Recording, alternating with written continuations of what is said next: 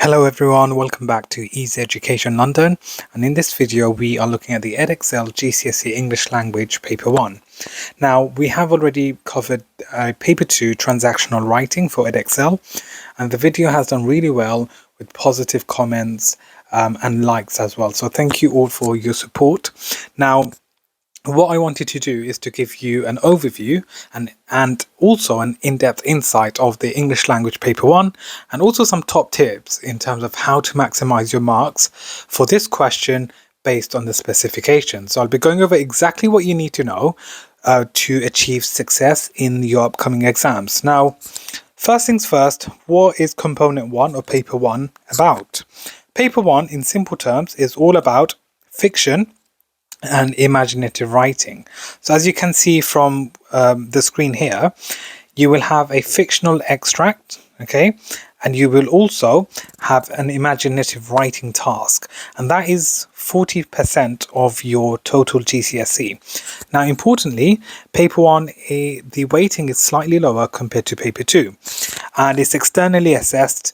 And again, we're going to look at it in further detail in future videos, but in terms of the paper, what do you need to know and how to prepare, section A is the first part, which is assessing your reading, and it's questions on an unseen 19th century fiction extract. So here you'll be provided with an extract and you're asked to annotate it, and I cannot stress this enough, the importance of annotating. So when you go through the text in the exam, once you're reading, start annotating the key words, the key phrases, the adjectives, the verbs, your language techniques, your similes, your personification, your structural devices, your foreshadowing, your shifts in focus, repetition, dialogue, etc.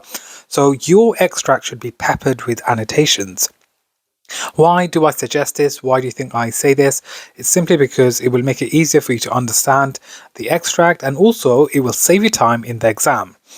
Section B is your writing, and you get a choice of 2 writing tasks, and the tasks are linked by a theme to the reading extract. So what you read in section A could have a link to what you are writing in section B, and the total number of marks available is 64. So the total, it's in fact out of 64 marks, and in terms of timing, it's actually the same as the other exam boards, 1 hour 45 minutes. So you all need to work on your timing, as this is something that many students struggle with.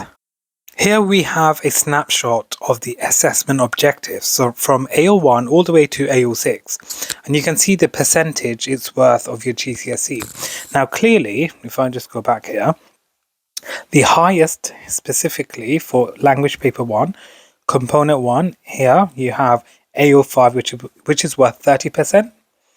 The second most important one is the 20 marks here. The 20% here, which is your AO6. So clearly you can see that your writing tasks play a key role in your GCSE grades. It's worth 50%.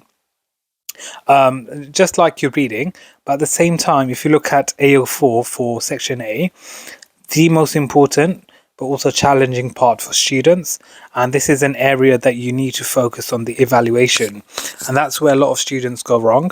So it's important that you spend time working on your evaluative skills and how to evaluate successfully, and also how to achieve the top marks. So what I would recommend, take a screenshot of this and use this when answering the questions, because it will help you achieve higher marks. The reason I say this, if you're familiar with the assessment objectives, if you're familiar with the mark scheme, you will write an answer which is tailored to the mark scheme, and that's how you can maximize your marks.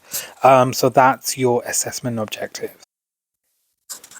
And going back to section A, your reading, these are the learning outcomes that you should have covered in school and also at home when you are revising.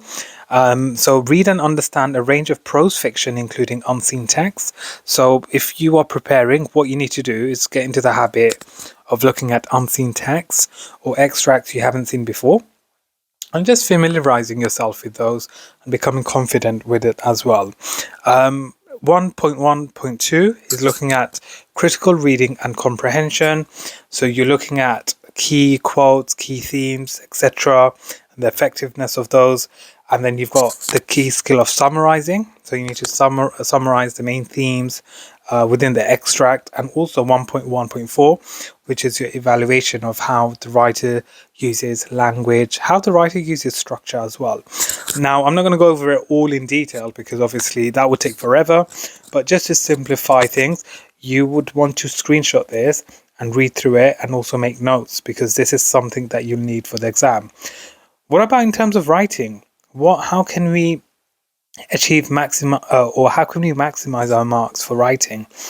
You need to, first of all, in terms of writing here, very important, produce clear and coherent text, write accurately and effectively for different purposes and audiences. So based on the purpose, based on the audience, you will tailor your writing, based on the question you provided. You still need to use, ambitious vocabulary. Your grammar needs to be accurate. Your form needs to be accurate, and also you need to have the right structure. Write for impact as well. So select, organize, and emphasize facts, ideas, and key points, and also create emotional impact. As you can see, you may think, how do I create emotional impact?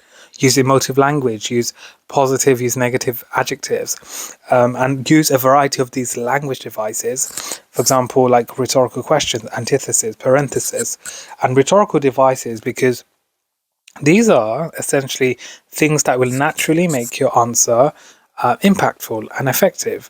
And if that's what you can show, then you are on your way to get the top marks for this question. And how I would approach this question for the exam is to practice. I'm sure you've heard this before. I know it sounds cliche, but practice makes perfect. The more you practice, the more confident you'll feel, and the more likely that you'll achieve the top marks. And with creative writing, your narrative writing, your descriptive writing, show not tell. So don't tell us how you're feeling, show it. So don't tell us he was scared or he was angry, show it. If, for example, he clenched his fists, stormed across the room, and slammed the door behind him. Okay, that's showing us something. And it's evocative because you can imagine it. It's not telling us explicitly how he's feeling, but through his actions, you can almost depict these emotions. So that is it for today's video, going over paper 1 for the Edexcel exam board for GCSE English language. We have covered paper 2 transactional writing, and what I would recommend is have a look at those videos on our channel and make notes and have a go at answering a question yourself. Once again, thank you all for your support. If you are interested in joining our online education classes, our online tuition classes, do contact us via email, which is easyeducationlondon@gmail.com, or visit our website, which is www.easyeducationlondon.com. Don't forget to follow us on all social media platforms at Easy Education London. Once again, thank you all for your continuous support. Please like the video and comment, and importantly, please share this and subscribe for more exciting videos. Once again, thank you for watching. Please subscribe, like, and share for more. Thank you.